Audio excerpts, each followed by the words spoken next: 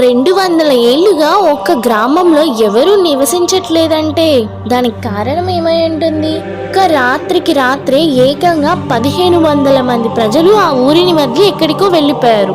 200 ఏళ్ళు గడిచినా ఆ ఊరిలో ఇప్పటికీ ఎవరు ఎందుకు అడుగు పెట్టలేకపోతున్నారు? అదే కుల్దారా రహస్యం. 1825లో కుల్దారాలో పాలివా బ్రాహ్మణులు ఉండేవారు. ఆ రాజ్యానికి మంత్రిగా ఉన్న సలీం సింగ్ కన్ను ఆ ఊరి ప్రెసిడెంట్ కూతురిపై పడింది. ఆమెను తనకిచ్చి పెళ్లి చేయకపోతే ఈ ఊరిని నాశనం చేస్తానని బెదిరిస్తాడు. తన గౌరవాన్ని కాపాడుకోవడానికి ఆ ఊరి ప్రజలందరూ ఒక నిర్ణయం తీసుకున్నారు.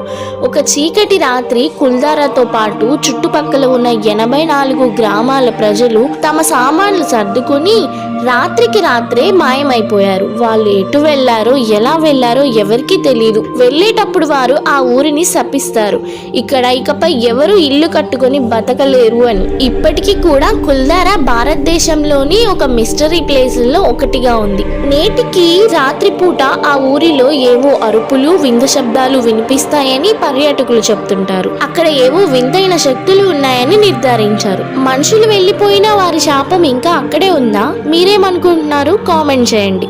ఇలాంటివి మరిన్ని వీడియోల కోసం పురాణ మిత్ర ఛానల్ను సబ్స్క్రైబ్ చేయండి.